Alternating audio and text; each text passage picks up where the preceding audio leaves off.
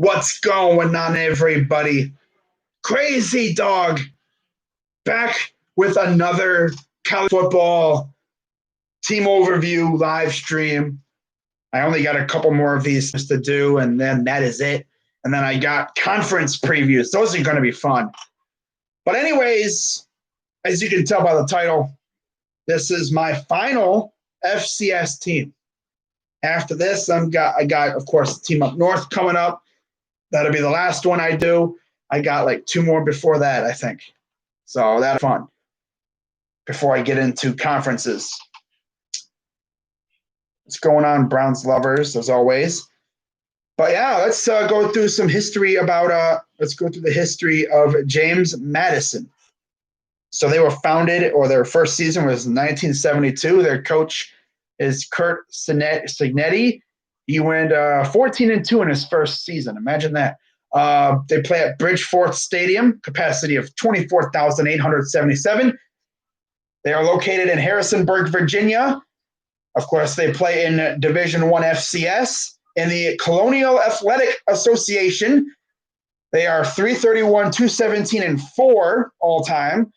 2 claimed national championships, 2004, and then a couple years ago in 2016. And then 8 conference titles, the last one coming in 2019. And yeah, that pretty much wraps it up for that. But of course, they have this little thing with North Dakota State. They seem to be one of the only teams to actually stand up and beat them, too. But we're going to get right into the schedule. So last year, James Madison started off their season against West Virginia. They lost, hard-fought game, 20-13. They then rebounded by pounding the absolute crap out of their next 2 opponents, St. Francis University Red Flash and Morgan State. Then they beat Chattanooga. Then they absolutely destroyed Elon. And then they barely escaped against Stony Brook in overtime, 45-38 in Stony Brook. Or at Stony Brook. They beat Villanova. They beat William and Mary pretty handily, 38-10. They took down Towson, 27-10. They had a bye week. They come off that bye and they crush New Hampshire. Then they smash the Spiders of Richmond 48-6. And then in their final game of the regular season, they take care of business against Rhode Island 55-21. Heading into the FCS playoffs, second round, they dismantle Monmouth 66-21. They blank Northern Iowa 17-0. They beat Weber State 30-14. And then they lose to North Dakota State 28-20 in the FCS title game. So overall, 2 losses, not bad. Of course, I'm sure they would have loved to end the season with a championship trophy, but of course he ran into North Dakota State, and it wouldn't surprise me if they ran into him again this year. Now, looking at their schedule for this year, they get started on Saturday, September 5th against Delaware. So that'll be a very fun matchup, and I expect that game to be really tough. Delaware is usually a really good team. I mean, I remember they gave Pitt a run for their money last year, if I'm not mistaken.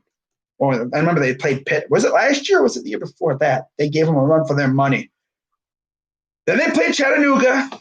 Then they travel to North Carolina to face, Chapel Hill, to face the Tar Heels. So they're facing Mac Brown's squad. Then they have UAlbany and William and Mary. Then they have a bye week, and then Towson, Villanova. They have Maine, Elon, Richmond, Merrimack. So they end their season with the Merrimack Warriors, a team that I admit I never really even heard of much of. But yeah, that's their schedule for this year. I expect no honestly no more than maybe a loss, maybe two. I don't know. I could see them losing to North Carolina. And other than that, I don't know, man. I mean, Delaware, maybe. You never know. But I think they're going to take care of business on this schedule. And I think the only game they're probably going to lose is North Carolina. So, yeah, that's really all I got to say about James Madison. Figured I'd keep this one nice and short and sweet for you because, again, it's freaking FCS. There's no history to talk about. So, just get right into the schedule, get it over with, and I'll wrap up this series pretty much this week, as I will have another stream coming out on Thursday, and then I will have one coming out on Sunday, and then I'll have the final one on Tuesday, excuse me. And now, of course, that will be the team up north. Then after that, it'll be conferences. So I'm kind of deciding if I should do kind of like every conference in a stream, like maybe do like a Big Ten stream or Pac-12. But I'm also thinking about doing all the Power 5 conferences in a stream and then all the Group of Fives in a stream. But I'll make that decision when I get to it. But yeah, I mean, not really a whole lot to talk about. I mean, I guess I could look for some more information, I mean, there's not really a whole lot to talk about, Guess in terms of their affiliations, they were independent for, a year, 2 seasons when they first came in, 1972 to 73. They were in the Virginia Collegiate Athletic Association from 74 to 75. For one season, they were a Division II independent.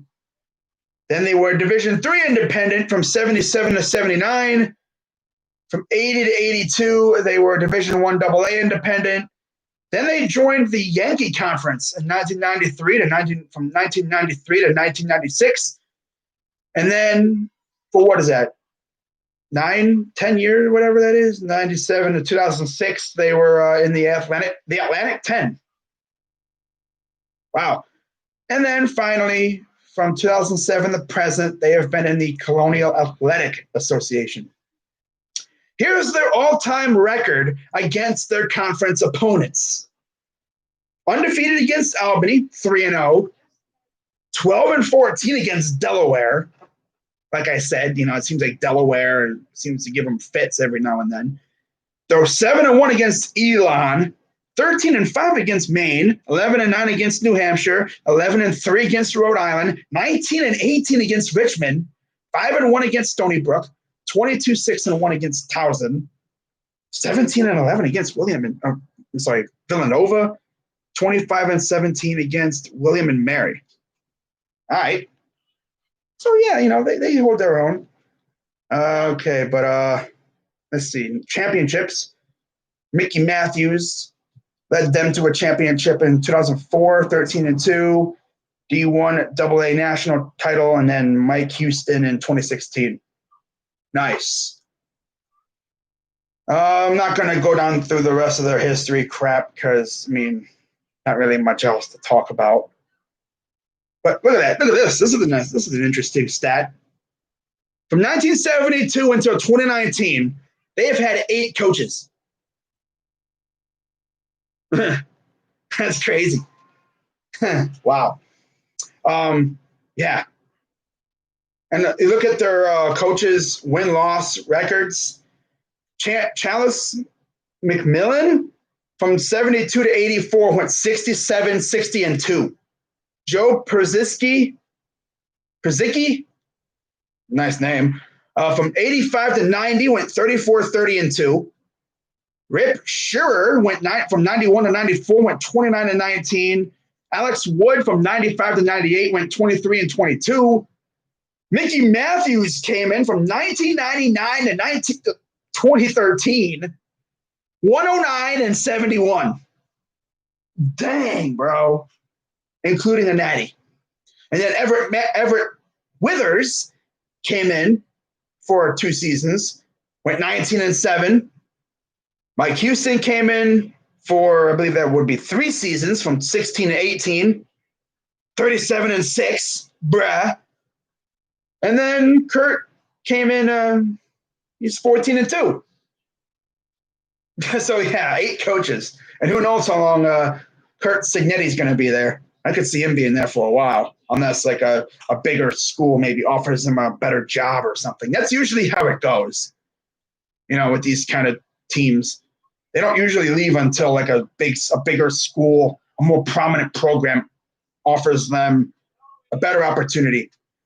But yeah, that's pretty much all I'm going to say regarding James Madison. Again, I could see them maybe losing 1 game. That's about it in the regular season. Then they're probably going to run into, North Dakota State again. That should be a war, though. Those games are always battles between those two. But that is going to wrap it up for this live stream, guys. I really enjoyed doing this. And from this point on, it'll be all FBS teams. So that'll be fun. What's up, Kid Wilson and Clemson Savage? My FCS team? I don't have one. I'm only a Buckeye fan. That's all I do. But what's up, Nathan and everyone else? QC, of course, popping in as always. D2? No, I'm only doing D1. But yeah, that's going to wrap it up, guys. I actually got food waiting for me, so I got to get to that before it gets cold, because God forbid I let food get cold, right? But yeah, I'll see you guys whenever. So that's going to wrap it up. I'm Crazy Dog 99, and I'm out.